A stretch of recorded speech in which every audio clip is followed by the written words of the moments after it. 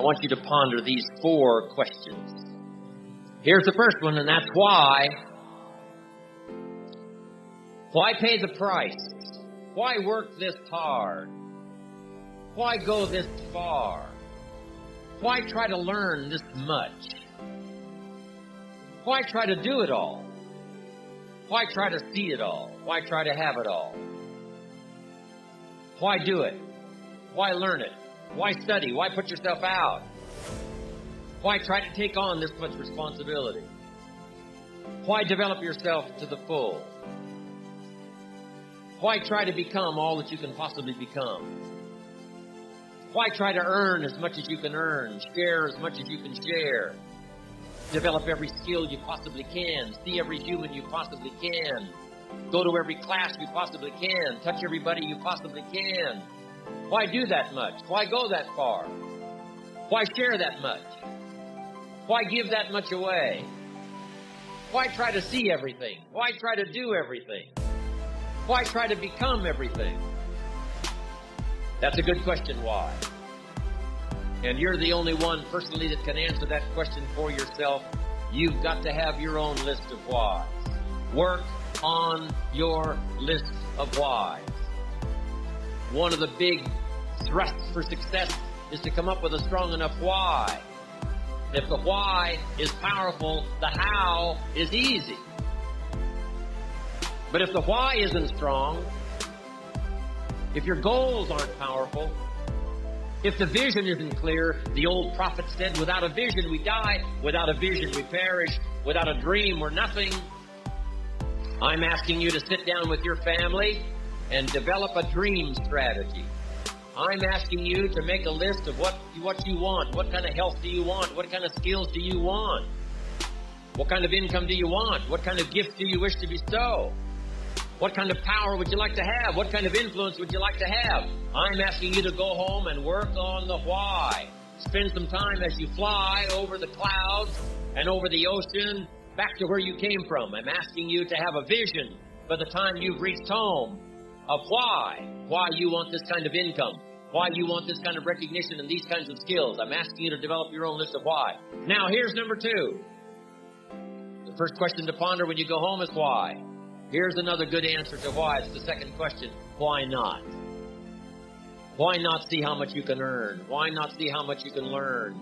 Why not see how many skills you can develop? Why not see what kind of person you can become? Why not see what kind of influence you can have? Why not see how many people you can rescue from oblivion? Why not see how many people you can reach? I want you to establish some of your goals. I want you to give thoughtful consideration to your goals. And why not? If we've got good health for many, why not the rest?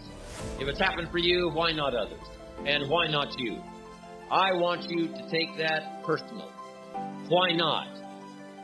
Why not? You've got to stay here till you go. I mean, what else are you going to do?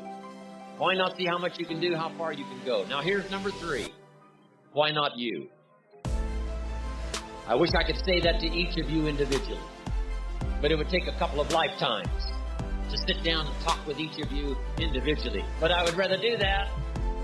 I'd love to spend a couple of days with each of you personally and pour out my heart, my soul, what's going on in my head, what's going on with me, see if we couldn't connect and find something valuable. But time doesn't permit for us to have those intimate conversations, get to know each other that well. So I've got to do it from up here. But I want you to take it personal. And my personal question to you is, why not you? You've got the brains. You can make decisions. You can study the plan. You can change your life. You can grow immensely in the next few years. You can make your dreams come true. You can build a financial wall around your family nothing can get through. You can become healthy. You can become powerful. Why not you? And now here's my last question. My very last question on the questions to ponder is, why not now?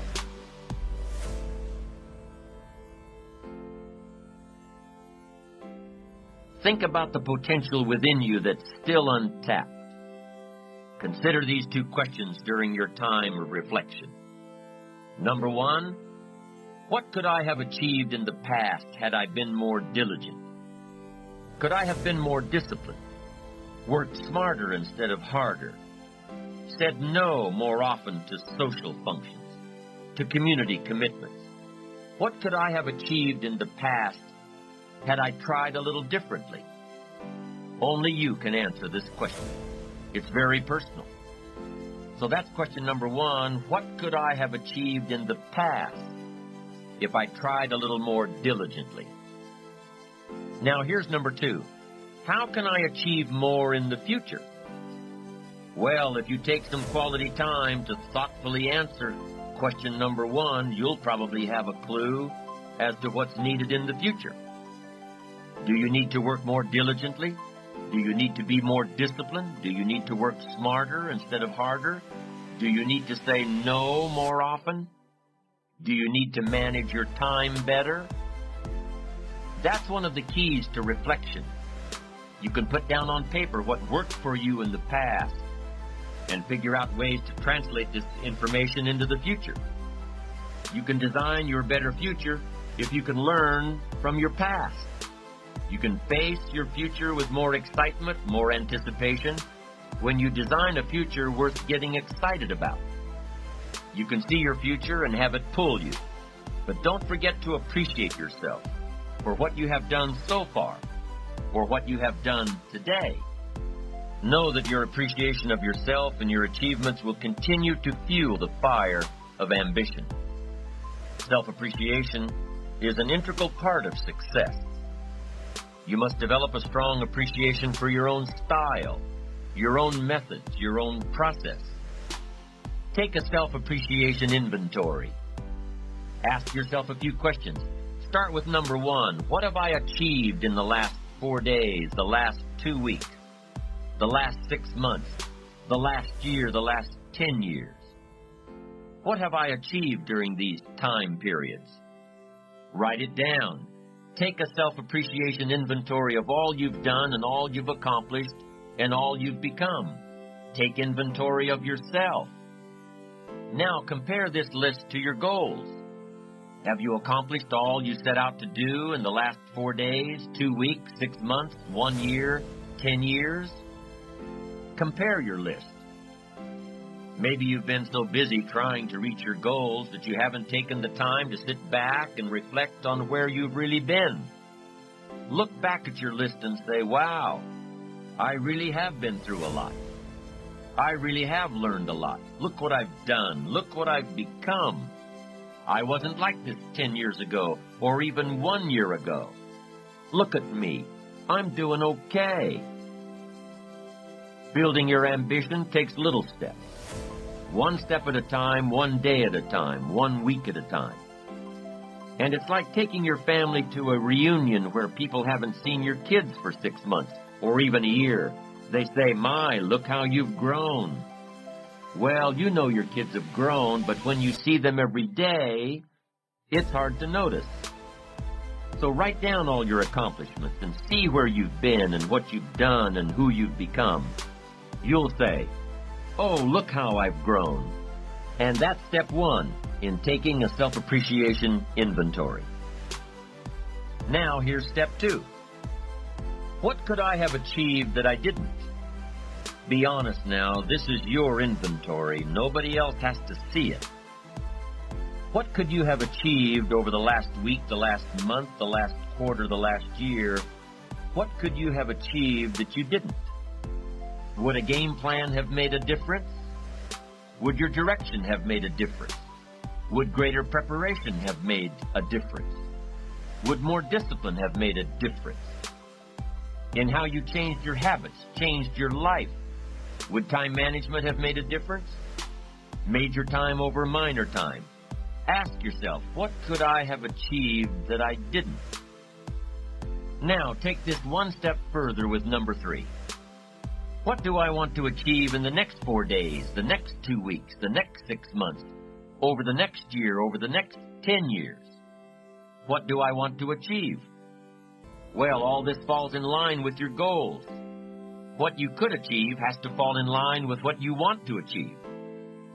What you could do has to line up with what you want to do.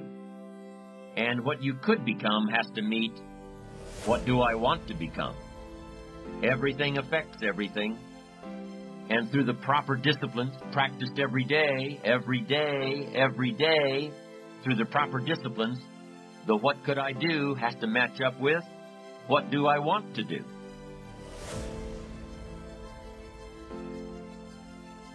And here's number 4. What can I do to achieve this that I'm not doing now? What could I do to achieve my goals that I'm not doing now? What things do I need to work on that I'm not working on now? Remember, it's easy to do the disciplines, the little things every day, and it's easy not to.